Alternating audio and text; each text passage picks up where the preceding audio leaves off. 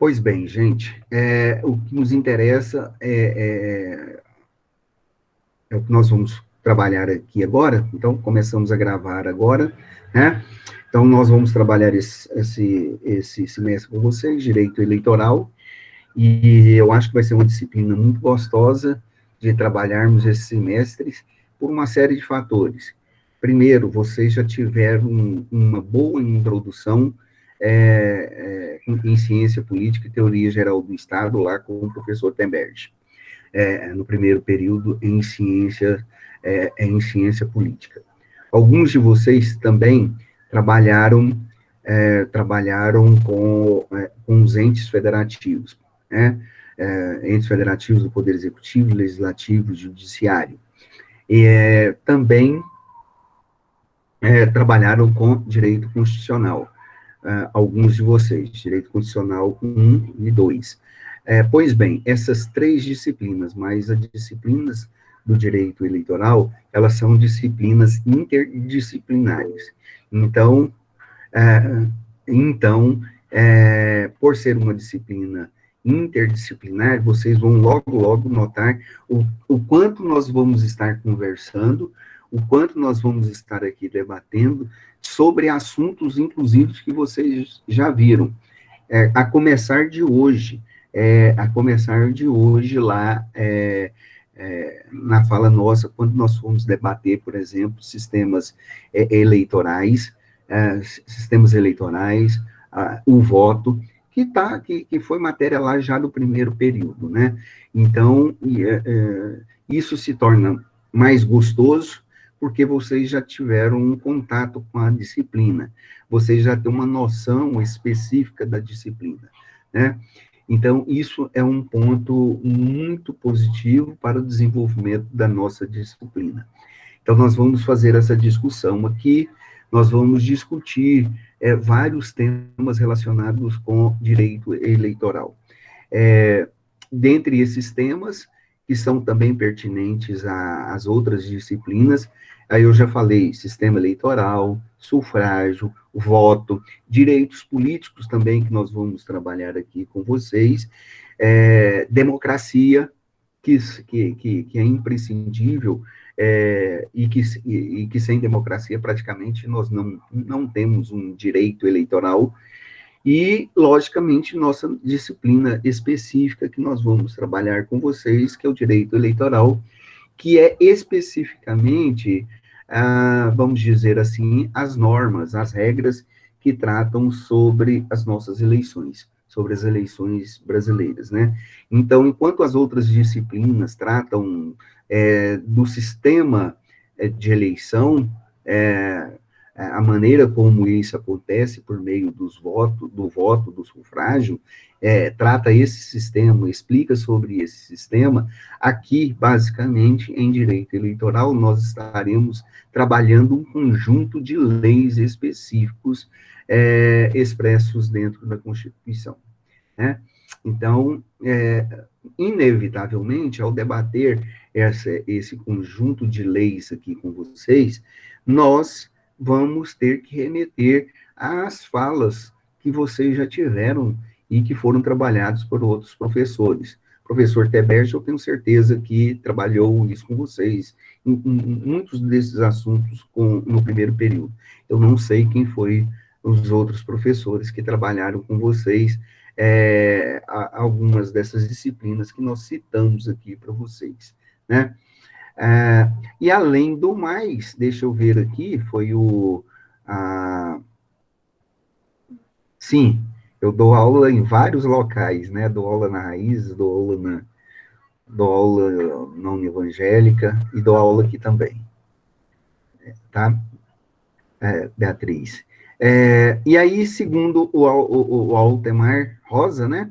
Se eu não me engano, ele deve ser do terceiro período, é um ano eleitoral.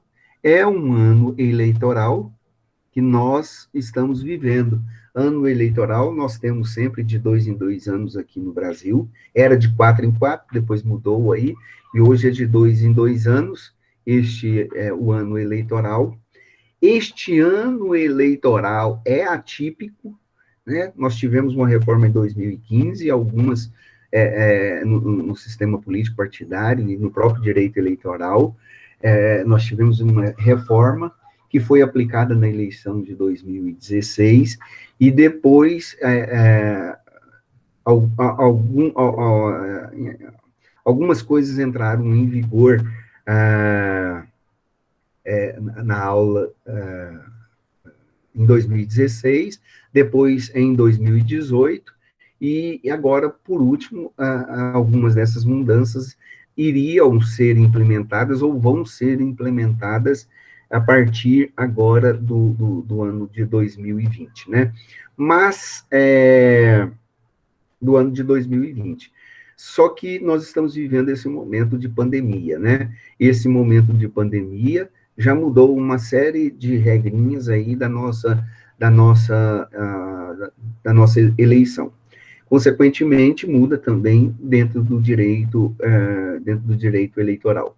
Nossas eleições que iriam ser em 3 de outubro, ela mudou para o dia 17 de outubro, 17 de novembro, né, se eu não me engano, deixa eu ver aqui,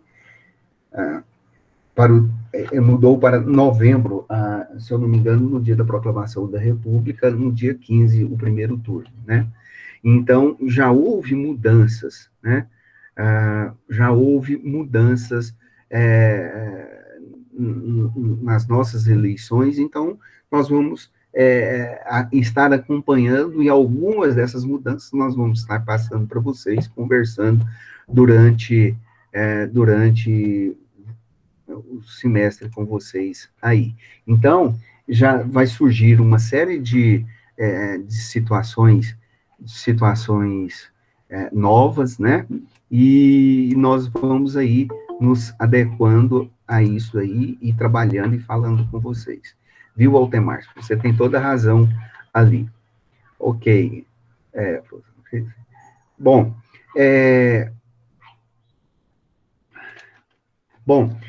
como vocês sabem, a faculdade, então, está inaugurando. Deixa eu falar um pouquinho do sistema que nós vamos implantar aqui, né? Então, até o semestre passado, nós estávamos dando essas aulas aqui, presenciais, né? Isso, dia 15 e dia 29, se tiver segundo turno. É isso mesmo, essas datas mesmo. Pensei que fosse dia 17, mas vai ser dia 15 e dia 29. Então, vejam, são mudanças, né? Ainda estão discutindo que talvez a data da posse seja prorrogada para o final de janeiro, ao invés de costumeiramente, como acontece sempre na primeira semana de janeiro. Mas vamos ver, né? Então, a gente vai conversando aí com vocês. Bom, deixa conversar um pouquinho da metodologia que nós vamos utilizar com vocês. Até o semestre passado, nós utilizávamos, gravávamos, trabalhávamos aqui virtualmente com vocês pelo Google Meet, como agora nós estamos fazendo, né?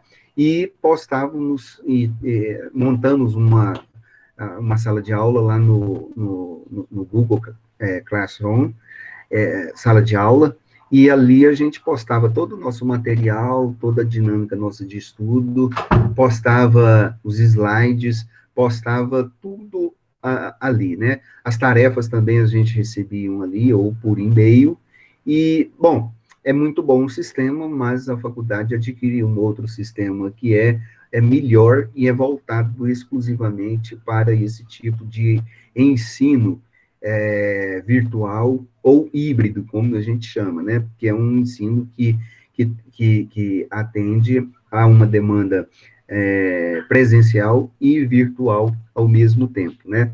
E como a gente não pode garantir aí, né, se as aulas retornarão, alguns de vocês estão aí, como Wesley, falando, por exemplo, que as aulas talvez não voltem esse ano, a gente tem uma esperança que isso aconteça mesmo, que isso aconteça a partir de outubro, início de outubro, mas a gente não sabe como é que está essa pandemia aqui na região nossa, se vai haver autorização ou não. Então, a faculdade, já se preparando melhor diante dessa situação, ela adquiriu o Moodle, que é um sistema próprio para isso. Então, nós vamos trabalhar no Moodle, né? Esse sistema, então, começou a ser implantado na faculdade.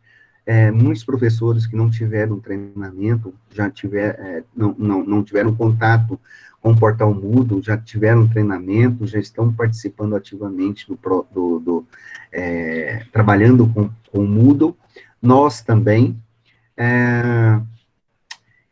E as classes, e cada classe está sendo criada dos primeiros cursos até chegar aos cursos de vocês. Então, foram criados aí já várias classes para os diversos cursos na instituição toda.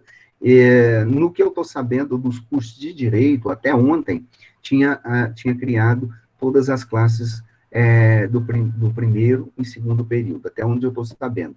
E hoje já foi criado várias classes do terceiro e quarto período. A minha classe ainda só se tiver sido criada no finalzinho da tarde. Então, no mais tardar amanhã para depois, a classe já estará aberta. Alguém teve notícia se foi aberta ou não a classe do terceiro e do quarto período, do direito eleitoral? Se tiver, só coloca uma luzinha aí. Tá? E aí a gente já vai começando a trabalhar com vocês pelo portal AVA, tá? As nossas aulas no Meet, então, vai sempre acontecer, porque é importante para nós deixarmos, termos esse momento de aula semipresencial, assim, né? Pelo menos a gente tem um contato. Aí eu vou vendo aí a Cristiane, eu vou vendo aí a Júlia, a Camila, que vai aparecendo assim toda hora, um instante, isso é a Daniela, e assim por diante, né? Então, esse contato é muito importante, a gente vai tendo essas aulas aqui, e essas aulas a gente vai disponibilizar para vocês no canal do YouTube, que vai estar lá para vocês, né? E aí é o seguinte, quem estava perguntando, a turma do quarto período, eu conversei com a Irene, que é representante da turma, nós já temos um grupo formado, né? Nós já temos um grupo formado, e aí a gente sempre conversa ali, trabalha ali. Mas a gente pode continuar com este grupo, e aí a gente vai mandando o link, trabalhos ali também, o material, mas tudo isso vai acontecer pelo AVA, tá? O AVA, a gente manda o link no portal Moodle, lá no AVA, nós mandamos para vocês as aulas, vamos colocar os materiais lá, vamos colocar os slides ali para vocês, vamos colocar todos os materiais o tempo todo. O melhor canal de comunicação para nós vai ser ali, no portal Moodle do AVA, ali, tá? Então, ali tem local específico das nossas reuniões, vai ter uma agenda de nossas aulas daqui para o final do semestre, e as aulas que não haver prova, por exemplo, não vai aparecer os links vão estar lá gravados para vocês. Alguns de vocês não tiveram acesso ao link, né? Precisaram perguntar ali agora para o professor Marcelo, mas se Deus quiser, já a partir de semana que vem, eu acho que esse problema vai ser quase que solucionado. Então, nós não vamos ter esse problema aí. E quanto ao terceiro período aí, eu estou conversando com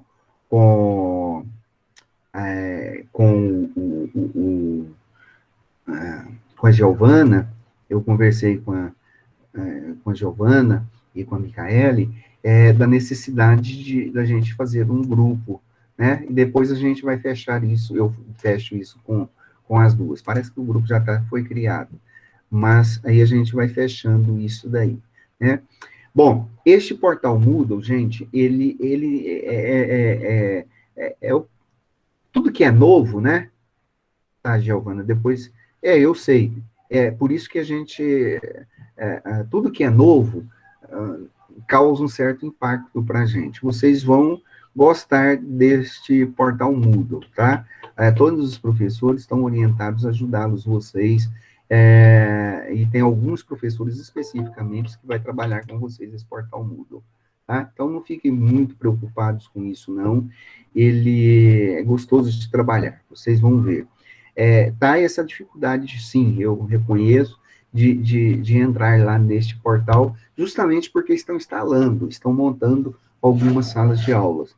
E alguns de vocês terão essas dificuldades, porque alguns fazem diversas disciplinas por matéria. Aí está matriculado, às vezes, na turma do primeiro e segundo período, outro está matriculado no terceiro e quarto, o outro está mais um pouquinho adiantado. Então, tem essa dificuldade, mas vai ser solucionado e eu falo para o pessoal do quarto período, no que diz respeito à minha disciplina, eu tenho certeza que vocês não vão ser prejudicados no que diz respeito a essas questões de matéria, de postagem de atividades, de acesso ao material, isso aí eu garanto que a gente vai conversando e vai providenciando esses mecanismos todos, tá? Estou falando isso porque nós trabalhamos isso e eu não tive reclamação depois que nós conseguimos particularizar isso daqui, esse acesso. Para o terceiro período, eu já estou falando assim, né, para que a gente também possa se organizar. Então, durante a semana aí, vão tendo paciência, tá? Vão tendo paciência, vai aparecer lá, vai aparecer, vai ter que entrar lá e vai ver aí como é que vocês fazem esse cadastro e etc, etc, o acesso como foi passado para vocês, mas o que eu sei, gente, primeiro e segundo período, todos já foram, sim, já estão praticamente regularizados. Como estão criando as salas do terceiro e quarto período de outras turmas também, além do direito, tá? Então, pode estar acontecendo aí e dar uma certa complicação aí, viu, Altemar, viu, Wesley, para esses problemas. Mas vai tendo aí uma paciênciazinha, né? E o sistema também, lembrando que, às vezes, por ser novo, e muitos de vocês querendo entrar às 7 horas, por exemplo, às 18h30, congestiona o sistema, né? Tem a questão do servidor e tem a questão também do congestionamento. São quase 5 mil alunos que a instituição tem, né? Pois é, Maria Eduarda, aí tem essa questão aqui, porque você é aluno especial, né, que está matriculado em várias disciplinas. Mas não se preocupem, nenhum professor vai deixar, nós todos estamos orientados a ajudá-los, e todos os professores vão ajudá-los a resolver essas situações durante a semana, tá? E, além disso, na própria instituição também tem alguns professores que já disponibilizaram links, tutoriais no YouTube, para vocês procurarem lá e terem acesso e saberem como vão fazer, né? E aí, Stephanie, nós não estamos usando o Classroom justamente porque é uma ferramenta pública e ela não é particular da instituição. E a instituição adquiriu o portal Moodle, que é uma ferramenta exclusiva e particular para vocês, alunos, né? Mas não se preocupe, não, vai dar tudo certo aí, ok? Então, nós vamos trabalhando aí para o pessoal do terceiro e quarto período, né? Principalmente do terceiro, quem está matriculado de fora, eu estou explicando para vocês a metodologia que a gente vai estar utilizando. Então, sempre nós vamos ter essas aulas aqui, como nós estamos tendo aqui. Depois que termina, a gente não tem o costume de gravar essas aulas e ficar das 19 horas até às 22 horas numa aula dessa, tá? É inviável, é antididático, não é bom e a gente não aproveita muita coisa. Então, a gente tem as aulas com uma quantidade razoável de tempo, tá? 1 hora, uma hora e pouquinho, e aí a gente grava tudo isso, e aí depois está tudo gravando, a gente salva isso aqui, eu converto isso daí, jogo no YouTube, tá? Jogo no YouTube, coloco lá no canal da gente para facilitar e para ficar mais fácil para vocês terem acesso. Pois muitos de vocês acessem por aí, tem um acesso no computador, no celular, e aí pesa muito, né? Aí pesa muito. Isso, tem o professor Fernando, que é o responsável por isso daí, né?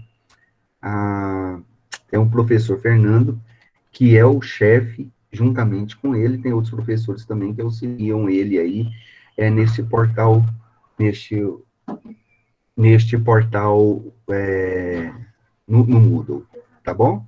Aí, tem um exemplo aqui, a Maria Eduarda está falando que conversou com ele, deu tudo certo, né? Beleza, então, tá? Então, a gente vai gravando, tendo nossas aulas, tá? A gente vai tendo as nossas aulas aqui.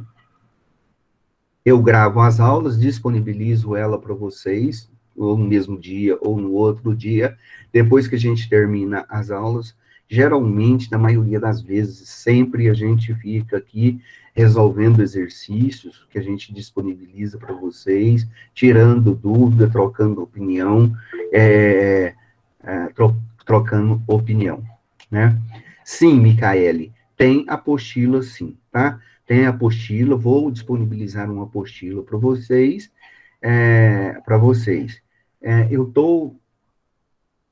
eu vou até mostrar elas já já para vocês, eu estou com várias delas aqui, mas elas são apostilas, assim, grandes, eu estou condensando ela, apostila com 140, 150 folhas, e pesa muito, eu não queria utilizar ela para vocês, né?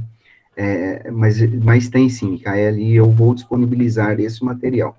Não somente isso, vou disponibilizar os resumos das aulas para vocês, vou disponibilizar uma apostila para vocês, para nós trabalharmos em cima, vou disponibilizar slides para todos, às vezes nós vamos disponibilizar algum videozinho que trata dos assuntos que nós estamos trabalhando com vocês, de nossa autoria ou não, tá? Para vocês sempre. Além disso tudo, nós vamos trabalhar muitos casos concretos. Casos como o que o Altemar estava falando aí, né? Casos de peculiaridades novas que vai surgir nessa eleição aí, principalmente provocadas aí por essa questão da pandemia, né? Por exemplo, a mudança da data de eleição que aconteceu já. Essa foi a primeira mudança aí, né? E houve até uma discussão se haveria ou não eleição para esse ano. Mas já ficou definido, sim, pelo TSE, que as eleições acontecerão a partir de novembro, em 2 turnos, quando houver necessidade. Então, a gente vai estar sempre discutindo isso aí com vocês. Beleza? Se tiverem alguma pergunta quanto a isso que nós falamos com vocês, podem perguntar aí no chat. Só não vou responder a respeito do acesso ao portal Moodle, eu vou deixar para o professor Fernando. Outra coisa, como vocês sabem, o plano de ensino é sempre costume nosso de apresentar no primeiro dia de aula, tá? Mas nós não vamos apresentar esse plano de ensino hoje, porque tem muitos alunos ainda que estão que matricularam na sexta noitinha, ontem, e o professor Marcelo passou a recomendação para que nós não apresentássemos o plano específico de cada disciplina, hoje, no primeiro dia de aula, como é de costume nosso, justamente para dar oportunidade para todos os alunos já estarem matriculados e participando da nossa aula de semana que vem, tá? E nós vamos discutir aí a respeito nós vamos discutir aí a respeito do que nós vamos trabalhar em direito eleitoral. Mas, basicamente, eu não vou trabalhar com vocês não vou falar o plano de ensino, vou pôr a orientação da própria coordenação, que a gente vai falar semana que vem. Só vou dar uma ênfase aqui nas questões das avaliações, que muita gente está perguntando, como é que são as minhas avaliações? Como tem classe nova aqui, né, em mais de uma turma, minhas avaliações, nós temos duas avaliações que temos que seguir na faculdade, né? A primeira VA e a segunda VA. A primeira avaliação, a nota vale de 0 a 100 pontos. Nossas provas, tá? Nossas provas têm, valem 70 pontos. Mas aí nós conversamos na coordenação e com o colegiado, como nós estamos vivendo uma situação excepcional, então a nossa prova para cada VA valerá 60 pontos, tá? Então, valerá 60 pontos a nossa prova, e os outros 40 pontos serão justamente os estudos de casos, serão os exercícios de fixações que nós iremos trabalhar com vocês, os exercícios de recordação. Então, tudo eu gosto de pontuar, né? Então, nós temos 4 ou 5 aulas, 8 aulas, antes da gente chegar na prova de primeira VA, então dá para a gente fazer uma boa divisão desses 40 pontos aí, tá? E aí, vocês precisam ter, então, média 6 quanto a isso. Uma coisa muito importante, tá, gente? Uma coisa muito importante. É importantíssimo vocês estarem participando das aulas, tá? Aqui nós temos aí 55 pessoas, 53, 55 pessoas. Muito bom, estão de parabéns, né? Conversando com a outra pessoa, a colega de vocês, ontem, em uma das aulas que ela estava participando, teve 45, então nós queremos que vocês participem, nós queremos que vocês estejam constantemente aí,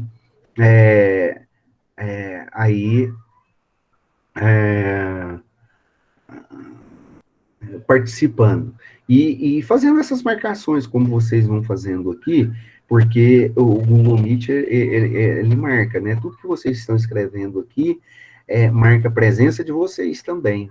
E lá no portal Moodle, quando você estiver, e vocês estiverem aqui, que vocês estiverem lá presentes, marcam a entrada de vocês, o tempo que vocês gastam, o tempo que vocês gastaram para fazer um exercício ou não. Então, no portal ABA, é bom vocês não ludibriarem, vamos assim dizer, o sistema, tá? Ninguém aqui tem interesse de prejudicar ninguém, mas nós não olhamos vocês, alunos, como clientes. Nós olhamos vocês como alunos, como pessoas que estão aqui para aprender. Lógico, estão pagando pelo serviço, mas nós não queremos que vocês simplesmente entrem ali de vez em quando. Nós queremos que vocês participem ativamente. E no semestre passado, a questão das presenças não foi cobrada tão ativamente, porque muitas pessoas não tinham acesso e como se proteger, como não tinha acesso à internet, não tinha um celular bom capaz de assistir às aulas, então a questão da presença não foi cobrada. Mas como o professor Marcelo falou, a gente vai fazendo uma chamadinha aqui, acolá, né? Vocês vão notando aqui, por exemplo, quem perguntou,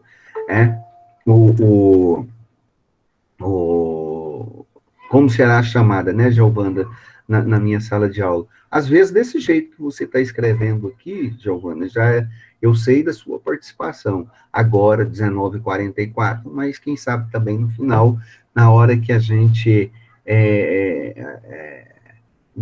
lá no final a gente faz uma chamadinha ou faz uma luzinha aqui para vocês. Pode ser existem muitas maneiras de nós fazermos chamada. Poderia estar fazendo uma chamada como o professor fez, como alguns professores farão, ou já fizeram com vocês, chegando lá 7h10 e chamando nome por nome, o Aleph, né, o Aleph, e etc, e etc, e etc, Giovana, e aí, ok? Tá?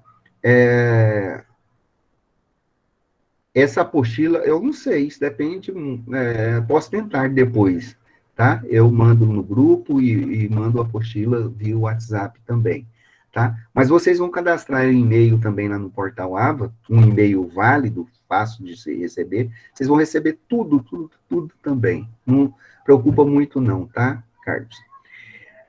Gente, e aí por que é que nós estamos falando isso? Nós estamos esclarecendo dúvidas, nós estamos esclarecendo para vocês como é que vai ser a metodologia, para a gente não ficar tão perdido e ficar tão assim, sofremos tanto quanto nós sofremos no semestre passado.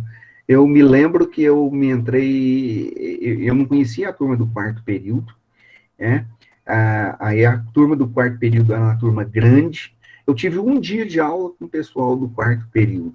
Aí no outro dia foi aquele caos, né? E então todo mundo ficou paranoico. Todo mundo não, muita gente ficou paranoico. Os professores então ficaram mais ainda, né? E então para que a gente os impactos ainda dessa situação toda sejam menores, a faculdade, então, resolveu a ter este momento que, que nós estamos chamando de semana de nivelamento, tá?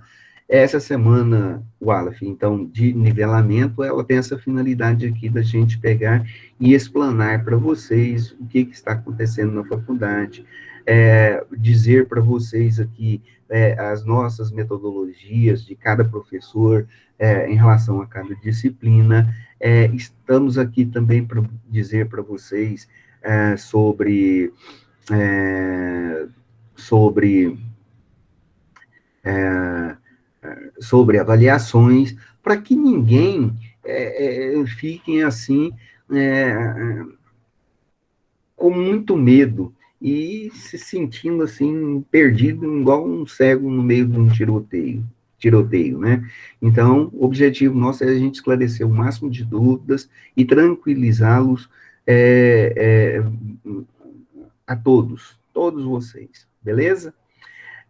Mas isso não quer dizer que nós não vamos falar da nossa disciplina, vamos falar agora mesmo, Aleph, né? Das nossas disciplinas aí. E aí eu já pergunto para vocês, mais algum detalhe, alguma coisa que vocês queiram perguntar a respeito, assim, de metodologias, avaliações, né? Se tiver, senão a gente vai seguindo aqui se a gente vai seguindo para a nossa discussão. E aí pode escrever também, tá bom? Gente, eu vou compartilhar a minha tela, então toda hora as pessoas entram e saem, né? Certo, Altemar. Então eu vou compartilhar a minha tela, às vezes eu tenho que, às vezes, ótimo. Aí às vezes eu tenho que sair, ok?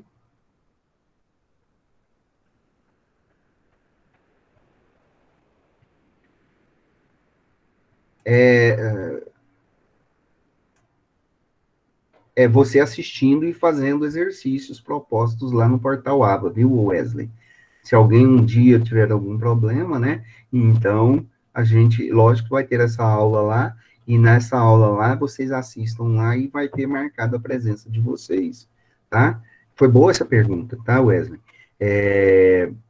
Foi boa essa pergunta, porque eu sei que às vezes a pessoa não tem condição de estar aqui presencialmente todos os dias, né? Mas vai ter que assistir essa aula lá no portal Moodle, tá?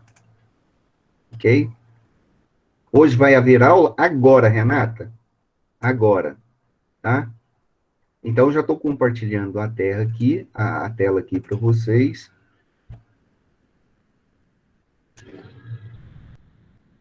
Pronto.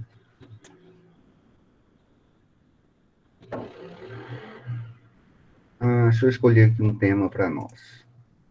Gente, estão vendo aí esse esse slide, por favor. Escrevam aí. Estão vendo? Não? Sim. Espera aí. Vê de novo, Cristiane. Tá vendo? Os outros já estão vendo. Se você não tiver... Deixa eu ver. Não que eu tirei agora. Pode. Tem, vou ampliar. Vou ampliar tudo aqui. Beleza, ótimo. Então, tá bom. Tá bom. Às vezes eu tenho que sair, viu? Assim, ficar ausente. Mas não se preocupa, não. Sou eu, estou aqui. Gente, tá aqui.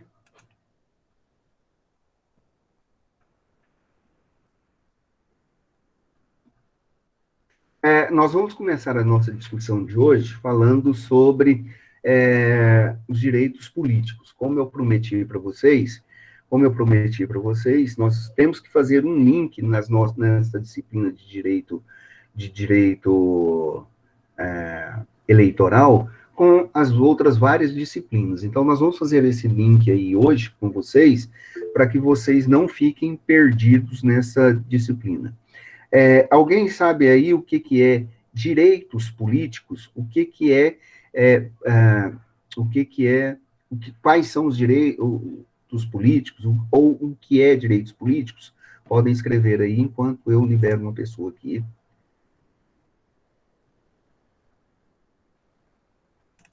Sobre a Flor de Lis, se ela vai se ela vai ter imunidade parlamentar, não.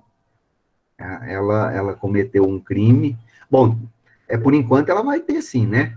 Por enquanto ela está tendo, sim. Tem que se provar que foi ela, né? Está abrindo um inquérito policial, então é muito cedo para a gente falar. Então, a Flor de Lis, a deputada Flor de Lis, ela foi pedida a prisão dela, de 5 filhos dela, se eu não me engano, ela vai ter alguns direitos negados, mas ela tem sim seus direitos políticos, tem seus direitos parlamentares, que é assunto nosso, mas a gente precisa aguardar as cenas dos próximos capítulos aí, para a gente ver o que vai ser, né? Pois bem, aqui a Renata está falando, né? Cadê? Direitos políticos trata-se de um conjunto de regras constitucionalmente. Sim, a gente vai ampliar esse conceito. Ok? Aqui o Altemar está falando. É o direito que o indivíduo tem de escolher diretamente ou indiretamente um representante. Direitos políticos se referem a um conjunto de regras constitucionalmente fixadas referentes à participação popular no processo político e dizem respeito, em outras palavras, à atuação do cidadão na vida pública, de determinado país. Muito bem, está certinho a palavra de vocês aí, e isso é uma realidade, né, gente? Então, o direito político é o direito que nós temos como cidadão, como pessoa, de escolher os nossos candidatos, de participar ativamente de um processo político eleitoral que vai garantir o melhor destino na sociedade, da coletividade dentro do país, né? Então, essa discussão de direitos políticos, essa discussão do direito de escolher o seu próprio candidato, ele se dá no espaço da política, né? Ele se dá no espaço, no ambiente político de discussão. Então, lá em ciência política, com o professor Teberge, a ciência política, ela discute discute as coisas públicas, ela discute a política como um todo, e discute quais são as formas de governo, as formas de Estado, discute os sistemas de governo. Então, nós temos aí monarquia e república, nós temos parlamentarismo e presidencialismo, nós temos aí, nós temos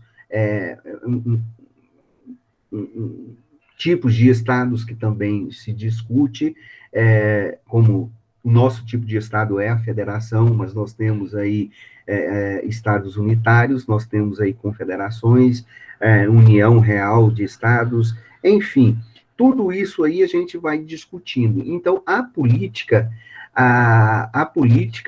é importante. A política é desprezável por uma parcela considerável da população brasileira. Infelizmente, isso aí é muito ruim. Isso traz uma série de consequências danosas para a população de uma maneira geral, principalmente porque muitas pessoas, muitos cidadãos, como todos nós, como eu e como vocês, deveriam exercer os seus direitos políticos de forma plena, não o fazem, pois por não estar preocupado com o sistema político de um país, acabam se tornando pessoas, então, alienadas, né? Então, quando se discutia a questão da política, lá entre quando se começou a fazer essa discussão do ambiente político, lá atrás, no terceiro século antes de Cristo, com os gregos, Aristóteles, Platão, Sócrates, todos eles já chamavam atenção da necessidade de da necessidade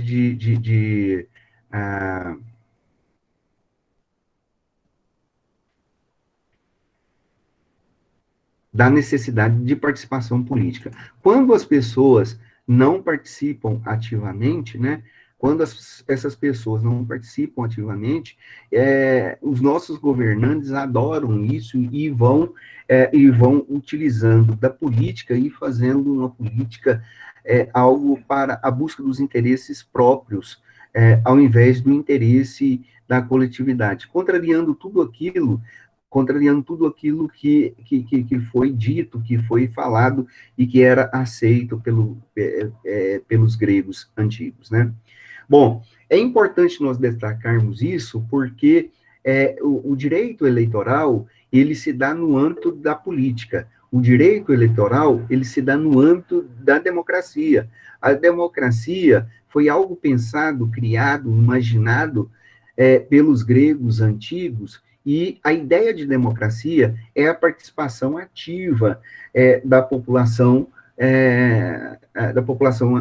nos destinos da cidade, nos destinos da polis. Ora, se esse cidadão não participa ativamente, se ele não tem o direito de buscar, de escolher os seus candidatos, de sair candidatos, então nós vamos ter aí uma falha na democracia. Aliás, esse é um dos grandes problemas que nós temos visto hoje na própria democracia. Nós não temos uma democracia plena ou uma democracia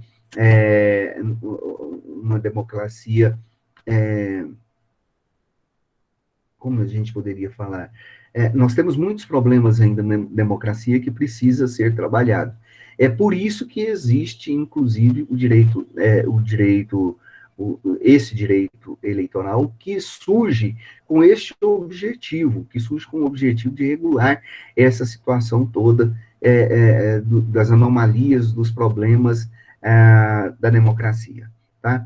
Então, já no artigo 1º da Constituição Brasileira, vai dizer que o Brasil é uma república federativa, tá? Que tem como fundamento justamente a democracia representativa. Por ser uma república, é uma democracia. República se diz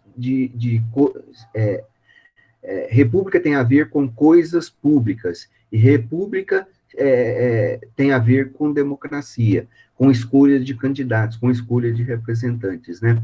E então, a ideia básica e fundamento da nossa, fundamento basilar no primeiro artigo da nossa Constituição é que o Brasil é um Estado republicano que implica sendo um Estado republicano, é uma democracia participativa que implica a necessidade de participação do povo neste processo político, tá? Então, a participação do povo é primordial. Então, nós vamos estar discutindo com vocês, aí, nós vamos estar discutindo com vocês o direito eleitoral. Depois nós vamos falar sobre o direito parlamentar, inclusive tem a discussão aí que já está fervendo aí no chat, né, que é a respeito da deputada Flor de Lis, né, e tem a questão do direito partidário. Então, o direito eleitoral, nós temos 3 áreas distintas três subdivisões dentro do próprio direito eleitoral, onde nós tratamos o direito eleitoral per si, como parte geral, na primeira parte. Na segunda parte, nós temos um direito parlamentar, daqueles que foram eleitos, e o direito partidário, né? O direito dos partidos políticos, daqueles que fazem parte de um partido político. E nós começamos aí pelos direitos políticos, tá? Nós começamos aí dos direitos políticos de cada cidadão com uma parte introdutória para fazer um link nas nossas discussões aí, né? Então, os direitos políticos, seguindo aí o que o Aleph falou, acho que a Renata falou, o Wesley falou, se eu não me engano, é um conjunto de normas que disciplinam a participação do cidadão na vida política e estrutura de um país, tá? Esses direitos políticos, eles estão expressos ali no artigo 5º da Constituição, nos primeiros incisos do artigo 5º, que é uma réplica básica, vamos dizer assim, do que está colocado na Declaração dos Direitos Humanos, tá? É o direito de primeira, são os direitos de primeira geração que nós temos, tá? É o direito de escolher os nossos candidatos, é o direito de participar ativamente das decisões políticas, e é o direito de você sair candidato, né? Então, é esse conjunto de normas que disciplinam esta participação, é chamada de direitos políticos. E aí nós falamos aí, um pouco antes, no slide passado, que o direito eleitoral, ele se divide aí em partidário, eleitoral e parlamentar. O direito partidário, ele regula as normas sobre os partidos políticos. Qual a finalidade do partido político, quem cria, qual o tipo de partido político, qual a função do partido político, quem financia o partido político, a estrutura do partido político e assim por diante. Então, nós vamos discutir isso com vocês. O professor Teber certamente já deve ter falado alguma coisa sobre a atuação dos partidos políticos, das suas funções, da criação, do surgimento desses partidos políticos. A gente pega o link dele quando estiver trabalhando aqui. A questão dos direitos do parlamentar, né? A parte do direito eleitoral que regula a atuação dos parlamentares, regimentos da casa, obrigações dos parlamentares e assim por diante, né? E o direito eleitoral que estaremos trabalhando especificamente com vocês, eles tratam as normas sobre o processo eleitoral, que vai desde as convenções dos partidos para escolhas dos candidatos, até a diplomação dos partidos, dos eleitos pela Justiça Federal. Além do mais, também trata sobre normas do próprio processo de escolha, do processo de escolha, do processo eleitoral de escolha também desses candidatos. que é o sufrágio e que é o meio específico, que se realiza pelo meio específico do voto, que nós discutimos, iremos discutir com vocês durante todo este semestre aqui, né? Sim, ó, adicione aí, tá? Vou mandar pelo link, vou mandar os slides para vocês também pelo WhatsApp, tá? E aí vai adicionando o pessoal aí também. A Giovana já está perguntando, Cristiane. Tá? Bom, já falamos isso aqui.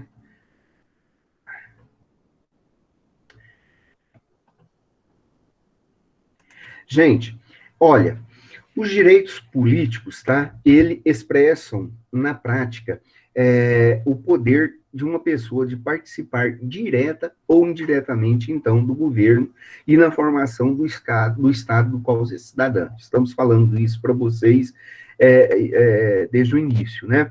Então, o exercício desses direitos políticos, ele depende muito da forma de governo que é estabelecida por um país, e mesmo assim ainda tem uma variação, ainda pode variar regionalmente ou nacionalmente, dependendo de cada país. E nós vamos ver isso aí durante o semestre. No caso do Brasil, eles se aplicam à federação como um todo. Então, nosso país é uma federação. Uma das características básicas da federação, gente, é que nenhum dos Estados-membros podem se separar-se. Isso é chamado de secessão, ou seja, nenhum Estado nosso pode ser separado. Todos os Estados brasileiros, eles têm a mesma autoridade de poder, eles têm o mesmo poder em relação aos outros estados, tá? Então, nós vamos fazer essa discussão aqui com vocês. E ainda sobre os direitos políticos, né? Na esfera ainda da política e falando sobre os direitos políticos, tá? Nós devemos lembrar que tudo isso sobre os direitos políticos e o funcionamento do próprio direito eleitoral se dá num ambiente público, se dá num ambiente da própria política. E a gente não deve esquecer que este ambiente agrega a todos nós e este ambiente, ele agrega os contraditórios. Todos nós aqui somos pessoas que pensamos diferentes, somos pessoas que temos interesses diferentes, temos ideologias diferentes, então nós somos pessoas diferentes, que nos assemelhamos, que temos algumas afinidades. Então nós temos que lembrar que o direito eleitoral ele vai se dar neste ambiente contraditório da política, muitas vezes, mas mesmo assim, o poder do cidadão é essencial e o poder do cidadão é a ponte para que o governo mantenha-se dinâmico e respeite as demandas coletivas. Nós precisamos entender isso. Por isso que se nós não entendermos isso, tá? Que nós é que somos o dono do poder. Lá, na nossa Constituição, lá, diz que o poder é do povo, emana pelo povo, né? E o Estado tem que funcionar atendendo às demandas do povo. Nós precisamos entender isso. Pois, à medida que entendemos isso, nós teremos condições de cobrar do governo, né? Fazer com que o governo seja mais harmônico e dinâmico e que vise os nossos interesses, tá? E assim, gente, dessa forma, está expresso lá na nossa Constituição Federal um conjunto de normas que que expressam a nossa atuação por meio da voz popular, né? Mas aí surge a questão, o que a Constituição nos diz sobre os nossos direitos políticos, né? Então, vamos lá, começando essa discussão sobre esses direitos políticos. Os direitos políticos, eles são conferidos à população de uma maneira geral, a todo cidadão brasileiro. De acordo com a Constituição Federal, os direitos políticos, eles estão colocados ali no capítulo 4, tá? Esses direitos políticos são o sufrágio universal, o voto direto e secreto, a participação e a participação em plebiscitos, referendos ou iniciativas populares. Isso daqui, tudo vocês já viram em ciência política. Se der tempo ainda no decorrer da fala, nós ainda vamos falar sobre cada um desses, especificamente sobre esses direitos políticos. Mas um sufrágio universal, né, ou sufrágio universal, só para recordar e fazer o link lá com o que vocês viram no primeiro semestre, no primeiro período, o sufrágio universal, ele foi um termo herdado da Constituição de 1793, da Constituição Francesa, durante a própria Revolução Francesa, né? E ali, o sufrágio universal, ele compreende o direito dos homens e mulheres naturalizados ou nascidos em um país de participar das eleições, seja votando ou seja como candidato. Seja votando ou seja como candidato, tá? No caso aí, gente, que nós acabamos de citar, da França, né? No entanto, a França teve um golpe de Estado logo após a Revolução Francesa de 1793, 2 anos depois, se eu não me engano, e em 1795. E ali, tá? Esse sufrágio universal, ele passou a ser permitido simplesmente para os homens. Ali, então, foi instituído um sufrágio censitário masculino. Significa que só poderia votar quem fosse do sexo masculino, né? E esse direito na Constituição Francesa, ele permaneceu assim durante um bom tempo, né? Somente com homens que tinham somente homens que poderiam votar, e assim mesmo com boa condição de renda. Somente depois do fim da Segunda Guerra, em 1944, é que a França vai instaurar o sufrágio universal. Por que nós estamos falando isso? Porque em vários países e em diversas partes do mundo seguiram o mesmo exemplo da França. E somente o Brasil, inclusive, foi um desses. Só que ele um desses países. Só que ele instituiu um pouco mais cedo aí o sufrágio para as mulheres. Depois a gente conversa sobre isso, tá? Bom, o outro direito político é o voto direto e secreto, né? O voto direto e secreto refere-se ao ato do voto em si. Um sufrágio é o processo. O voto é o ato, tá? É como se fosse o ato finale deste processo aí. Então, o voto direto e secreto se refere ao voto em si mesmo. Nele, assegura-se o sigilo e o peso do voto. Ou seja, os eleitores é secreto porque os seus votos não são revelados e o poder do voto é igual para todo mundo. Então, meu voto, ele vale um voto. O voto do Aleph, da Giovana, da Micaele, da Emirene, ele vale um voto. Mas já houve época que o voto, né, por exemplo, da Emirene, né, que tem um poder aquisitivo alto, estou brincando, Emirene, estou querendo saber se você está aí, né, valia mais. O da Giovana, o da Micaele, que também dizem aí que tem o poder aquisitivo mais alto, valeria mais. Estou brincando, tá, gente?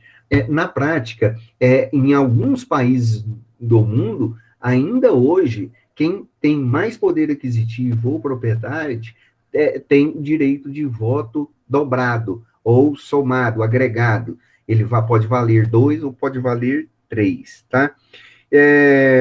Bom, esse voto direto e secreto, aqui no Brasil, ele, escrevam aí, ele é o quê? Ele é obrigatório? Ele é obrigatório, né? Aqui no Brasil. Está correto isso? Sim ou não? Escrevam aí. Sim? Sim? Sim? Essa é a resposta correta? Sim? Eixa, olha. Não tem nenhum que vai discordar, não?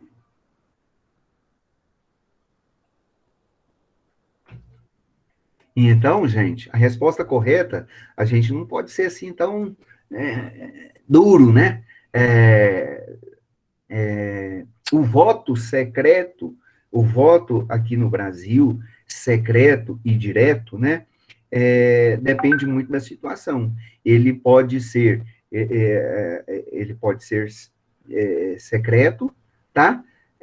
E direto, mas nem sempre é assim. Por que que nem sempre é assim? Por que que depende? Porque aqui no caso do Brasil, o voto é facultativo. Então, por isso que vocês têm que tomar cuidado na hora de responder isso daí. O direito eleitoral que nós vamos trabalhar, e depois nós vamos mostrar isso nos artigos, fala que o voto no Brasil é facultativo. Para quem? É facultativo para os menores de 18 anos, tá?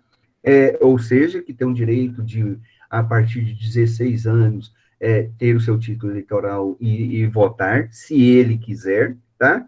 Então, para menores de 18 anos, ele é facultativo, e para maiores de 70 anos, também ele é facultativo. Quem tem 70 anos, vota se quiser. Mais de 70 anos, vota se quiser. E para todos os, para todos os outros brasileiros, né? Brasileiros natos ou naturalizados, tá? Eles também aí sim eles são obrigatórios, tá? Lembrando que estrangeiros não votam, estrangeiros não votam, a não ser que sejam naturalizados. E para isso, depois a gente mostra para vocês as condições básicas para isso, tá? No caso aqui, gente, do Brasil, sobre o voto direto e secreto, né, somente em 1932 que foi criado um código eleitoral. Vejam bem, 1932. Lembrando que a nossa Constituição, a nossa primeira Constituição da República, é de qual data? Alguém sabe? Escrevam aí, rapidinho. Deixa eu olhar. Já deu tempo. Chuta uma data aí. Vou ver.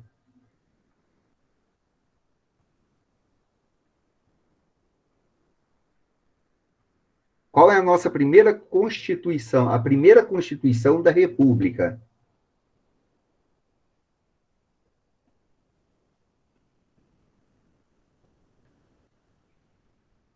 Olha, prestem atenção na pergunta. Presta atenção. Muito bem. Qual a primeira Constituição da República? Tá? Veja bem, a primeira Constituição da República foi a Constituição de 1889.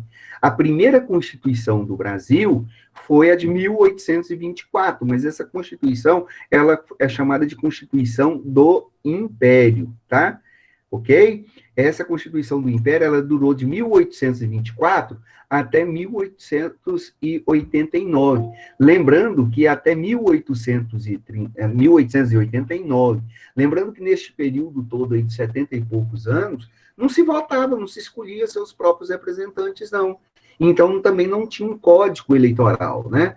Tinha algumas normas e regras de eleição para definir alguns representantes. Mas lembrando que nós não votávamos, não se vota para rei, né? Nós tínhamos uma monarquia, Dom Pedro I, Dom Pedro II, Princesa Isabel. Tá? Em 1889, nós vamos ter a primeira Constituição da República. E a partir daí, sendo República, então, significa dizer que nós vamos ter, então, que nós vamos ter, então, um processo eleitoral, um processo de sufrágio. Só que este processo de sufrágio, lembrando a vocês, vai instituir o voto, assim, então, direto e secreto, somente a partir de 1932. Lembrando, então, que vai demorar mais de 40 anos para que haja uma regulamentação deste processo eleitoral todo. Lembrando, então, que somente em 1932 é que vai ser criado, então, um código eleitoral. Então, o nosso primeiro código eleitoral é de 1932, que vai instaurar este voto secreto aí, como forma de combater o voto de cabresto, tá? Esse voto, o Tebet deve ter falado lá, voto de cabresto era um voto no qual os coronéis, né, eles controlavam a escolha dos eleitores através da compra, do abuso de autoridade e de ameaças, né, compravam um voto. Então, eles botavam uma espingarda na cara do sujeito, às vezes ele comprava um votinho baratinho, enfim, obrigando as pessoas a venderem, entre aspas, o seu próprio voto, né. Então, o voto também, e o voto direto, presta atenção, por sua vez, ele vai ser promulgado em 1988, há 30 e poucos anos aí, pela Constituição Federal, depois de intensas manifestações aí,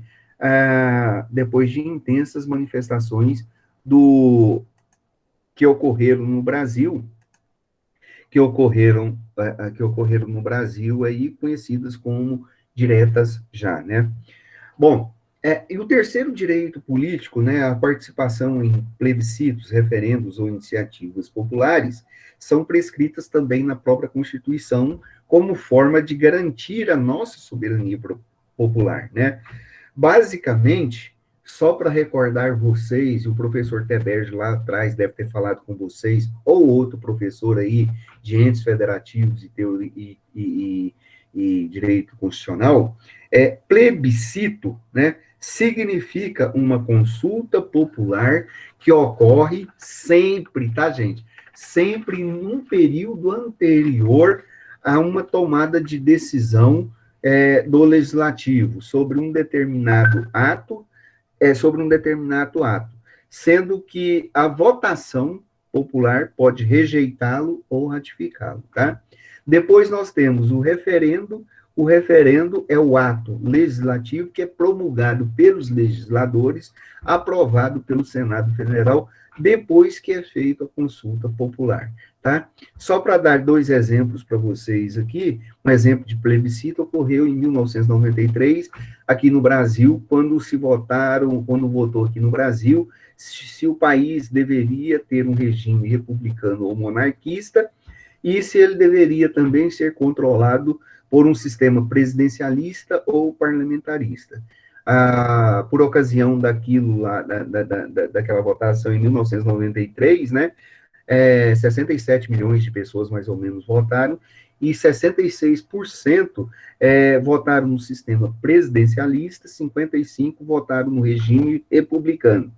A monarquia, naquela ocasião, ficou com 10% aproximadamente dos votos, e o sistema parlamentarista com 24% dos votos. E aí nós tivemos um total de 26%, mais ou menos, de abstenções por ocasião do plebiscito aqui no Brasil. Depois aconteceu um referendo, né, em 2005. O referendo era sobre a proibição da comercialização de armas de fogo e munição, tá? Que não permitiu, lá no artigo 35 do Estatuto do Desarmamento, que entrasse em vigor, ou seja, permitindo a comercialização de armas de fogo. Então, nesse referendo foi rejeitado a permissão do comércio de armas de fogo em todo o território nacional. Essa discussão está voltando ainda hoje e a gente vai ver o que vai acontecer, né? 64% da população brasileira rejeitou isso neste referendo, nesta época, em 2005. A iniciativa popular, tá, gente? Eu gosto demais da iniciativa popular, seria muito interessante Altemar, o armamento foi, sim, por meio do plebiscito. Bom, mas voltando aqui sobre a iniciativa Parlamento Popular, é uma iniciativa, é um instrumento do povo. Gente, se a população soubesse do poder que nós temos, e o poder de mudar, inclusive, uma Constituição, sem autorização, sem um debate, sem depender, muitas vezes, do Congresso, né, de um debate político, a gente seria uma coisa fantástica, né? Mas depois a gente conversa sobre isso, que é matéria também de ciência política, né? Mas a iniciativa popular, né? A iniciativa popular, ela foi prescrita ali no artigo 13 da lei número 9.709 de 98. Ela prescreve que a população pode propor projetos de lei, gente, tá? E eu vejo o quanto isso é importante. Propor projetos de lei, mas que estes precisam ter apoio de, no mínimo, 1% do eleitorado brasileiro, distribuído em ao menos 5 estados, com não menos com 3,33%, 35% dos eleitores de cada um. Um exemplo de leis da iniciativa popular é a tal da ficha limpa, né? Que impede a candidatura de pessoas condenadas por práticas ilícitas, tá? E muitos aí foram condenados. Inclusive, nós tivemos aí um ex-presidente que ficou preso e que diz que nunca fez nada, tá? Que nunca fez nada, mas que, devido à ficha limpa, não pôde ser candidato aí às últimas eleições. E aí depois é outra discussão, depois a gente vai fazendo aí, né? Vejam, esses direitos políticos são importantíssimos, e a gente deveria fazer uso disso daí, né? Bom, mas depende muito da consciência política. Mas vamos lá, né? E para nos candidatarmos, às vezes, ninguém mais vai. Tem algum candidato aí? Se tiver, a gente já conversa. A maioria das pessoas não sabe de câmera. Pois é complicado mesmo, né, Juliana? Concordo plenamente com você. Falaor é candidato, Adaías? Ele está por aqui? Tá não, né? Fala para ele que ele perdeu a oportunidade, né? Eu ia perguntar para ele aqui, ele já podia fazer campanha. Tem 54 pessoas, nós tínhamos 60, né? Bom, essa é outra discussão, essa depois a gente faz. Mas vejam bem, e para nos candidatarmos, né? Como devemos prosseguir? Segundo a Constituição, as condições de elegibilidade, que está escrito no direito eleitoral, que nós vamos trabalhar com vocês, primeiro, tem que ser brasileiro, né? Não dá para ser um estrangeiro. Segundo, tem que estar pleno exercício dos direitos políticos, tá? Ah, muito bem. Apareceu aqui, ó. Agora eu vi. Então, pleno exercício dos direitos políticos. Segundo, alistamento eleitoral, ou seja, tem que ter um título eleitoral em dia, né? Para quem não fez, dançou, né? Fez o recadastramento, com biometria, enfim. Ter um domicílio eleitoral na circuncisão. Ai, meu Deus. Na hora que a gente... Circunscrição. Pronto. Coisa difícil, né? Muitas vezes falar. Ou seja, ele precisa ter, então, um local de voto fixo, né? Por no mínimo 3 meses. Ele tem que residir numa localidade por no mínimo 3 meses. Ele precisa fazer parte de um partido político, né? Senão não tem jeito da gente votar nele. Ele precisa ter uma idade mínima. Qual a idade mínima, gente? Às vezes algum de vocês quer ser candidato aí. Qual a idade mínima para uma pessoa sair candidato para concorrer a um cargo público? Não estou falando de qual, mas a um cargo público. Qual poderia ser a idade mínima? Escreve aí, rapidinho. Vai escrevendo. Anda, anda. Não estou vendo. Peraí. Por que, Bruna, Valeriano? Por que, Camila? Depende. Isso aí, muito bem, gente. Beleza, tá ótimo. É, bom, aí depende do cargo, lógico, né? Depende do cargo. Então, você precisa ter 18 anos. Então, se você tiver 18 anos, você pode sair candidato, sim, para vereador, tá? Você não pode sair para presidente da República, mas para vereador você pode sair, sim, sem problema algum. Então, a idade mínima é 35 anos para presidente e vice-presidente da República e senador, 30 anos para governador e vice-governador do Estado e do Distrito Federal, 25 anos para deputado federal, estadual, distrital, prefeito ou vice-prefeito e juiz, 25 anos, tá? 25 anos.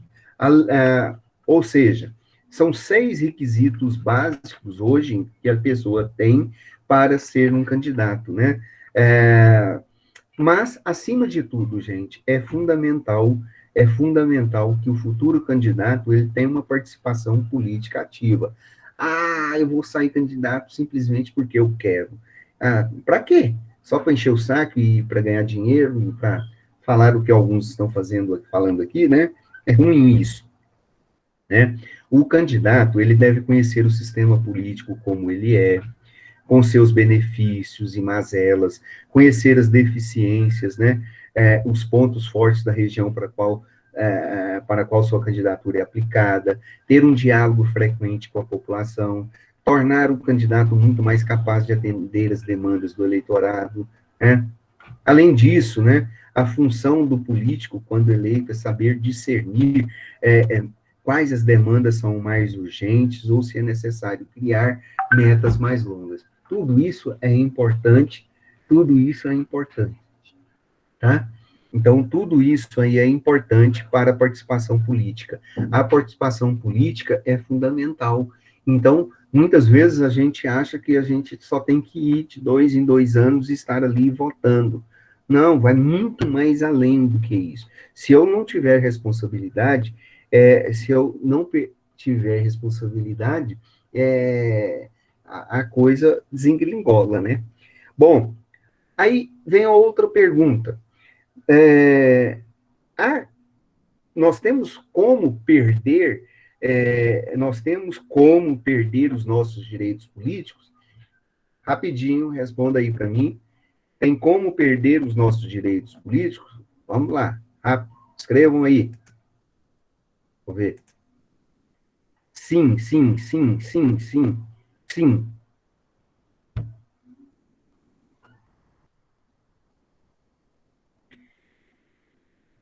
Olha, nós temos que prestar muita atenção, vocês vão fazer prova de concurso, nós temos que prestar, Sócrates falava para a gente prestar muita atenção nas perguntas, tá? Criou um método chamado maiêutica, que era parir ideias por meio das perguntas, né? Então, olha só, minha pergunta é há, há maneiras de perder os direitos políticos, né? Em regra, os direitos políticos de cada pessoa aqui no Brasil não podem ser cassados, não podem ser perdidos, tá? Por isso que eu fiz essa pergunta para vocês, tá? Desculpa, não podem ser caçados, eles não podem perder os seus direitos, mesmo se ele, matou uma pessoa, ele matou, vai preso, perdeu os seus direitos de escolher. Não, nada disso. Ele não pode ter os seus direitos políticos cassados, mas eles podem ter os seus direitos perdidos ou suspendidos, tá? Isso nós vamos ver com vocês e vou explicar isso direitinho quando estivermos falando sobre o direito eleitoral. Mas vou dar um exemplo para vocês aqui, tá? Durante a votação ali no Senado para o impeachment da presidente Dilma Rousseff, em agosto ali, em agosto de 2016, por exemplo, houve ali também uma votação, não só do impeachment, tá? De Dilma Rousseff, mas houve uma votação para a perda dos seus direitos políticos. E ali ela não perdeu seus direitos políticos, apesar de ter 36 votos naquela eleição que votaram pela cassação dos direitos, mas não podia ter os seus direitos políticos cassados, né? Então, só para a gente enfatizar aqui e terminar já nosso assunto aqui, a Constituição prevê que os direitos, tá, políticos podem ou serão perdidos ou suspendidos caso haja cancelamento, tá? Cancelamento da naturalização, desculpa, deixa eu voltar o slide. Cancelamento da naturalização é uma das condições, a incapacidade civil absoluta, que quer dizer, ou seja, quando há uma proibição legal do exercício de atividade política por alguma deficiência ou patologia que impeça o cidadão de cumprir coerentemente as suas vontades.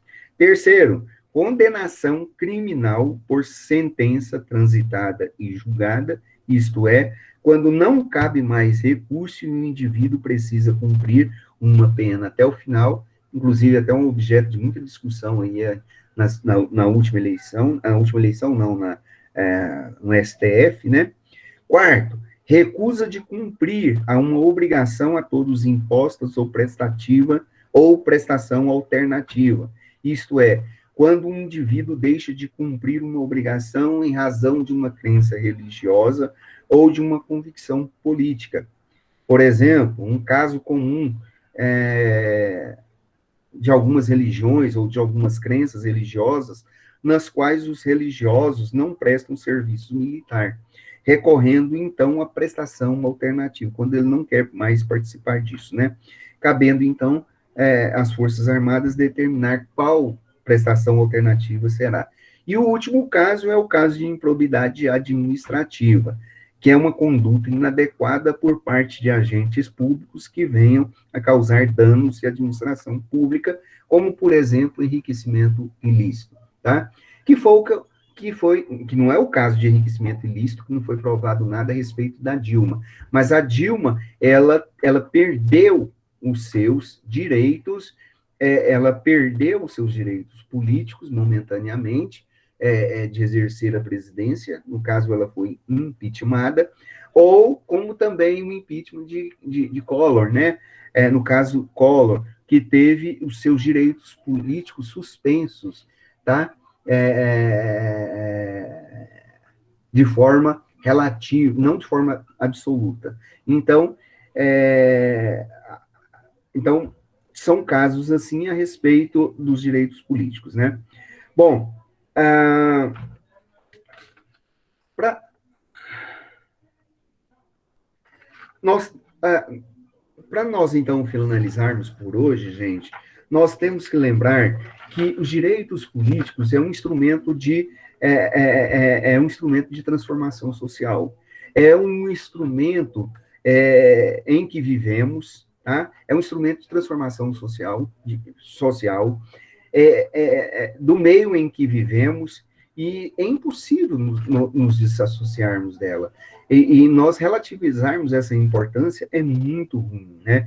Então, nós temos atitudes políticas diárias, tá? Só que elas têm que ser feitas com muitas responsabilidades, tá? Nós temos direito de ter liberdade, nós temos direito de ter igualdade perante as leis, mas a nossas cidadanias, elas são muito bem elaboradas a partir dos nossos exercícios políticos, né? E a partir dos exercícios dos direitos políticos das pessoas que exercem os cargos políticos também, ou não. Então, nós temos que participar disso daí, tá? Então, nós temos o tempo todo de não ficar somente preocupado com a questão do voto. Vou lá votar, não vou votar. Não, nós podemos participar muito mais politicamente e desenvolver e garantir os nossos direitos políticos de várias maneiras. como, por exemplo, participar de audiências públicas, propor ideias, ideias aos vereadores, dialogar sobre os candidatos com os amigos, que mais? Articular uma rede de mobilização local, participar aí de atos coletivos. O Álvaro, né, que vocês estão falando que é candidato político aí, discutir com ele, debater com ele, apoiar ele, se for o caso. Enfim, muitas coisas aí nós podemos fazer, muitas coisas aí nós podemos fazer, né, ao participar dessas atitudes. Ok, gente? Olha, pela participação ativa de vocês aqui, né? Ao final da aula, nós já temos aí 49 pessoas aqui, isso é muito bom, né? Nós tivemos 60, e eu joguei muita coisa aqui para vocês, tá? Para fazer isso aí, viu, o Aleph? Para render mesmo a discussão, para vocês verem, o quanto a discussão é boa, e só agora eu falei, não deixei quase que vocês falarem. Vejam o Altemar aí, né, falou, é ano de eleição, então tem muita coisa que nós precisamos fazer, tem muita coisa que nós vivemos, então, eu imagino que essa disciplina vai ser muito legal e gostosa da gente trabalhar aí durante esse semestre. Beleza? Isso daí foi só um tira-gosto, um nivelamento, como nós falamos aí, para a semana que vem a gente já estar entrando aí no direito eleitoral e discutindo com vocês. Ok, gente? Olha, beleza, todos vocês, né? Então, eu acho que o quarto período, ele resolveu, nós temos um grupo já pronto, né? Então, a Emirene vai mudar o nome do grupo de filosofia do direito para direito eleitoral, e a Giovana, mas a Micaele, se quiser aí depois, né, converse com a turma direitinho, e se acharem interessante, já está lá um grupo formado lá, e a gente pode formar também um grupo do terceiro período aí, e aí a gente pode ir conversando mais vezes, ok? Estou aqui à disposição para vocês. Renata, você é do quarto período? Você é do quarto, não é? Então, no quarto período, você entra no grupo aí, então. Isso, sim. Oi? Eu já estou indo, né? Aham. Gente, a minha sobrinha, gente, chegou aqui, tá? Gente, eu agradeço muito a participação de todos vocês aqui, tá bom? Muito obrigado e até semana que vem, então. A partir de amanhã, amanhã eu já disponibilizo isso para vocês e já deixo lá no grupo, ok? Então tá joia. Eu vou parar a gravação e até mais. Tá legal? Um abraço para todos vocês.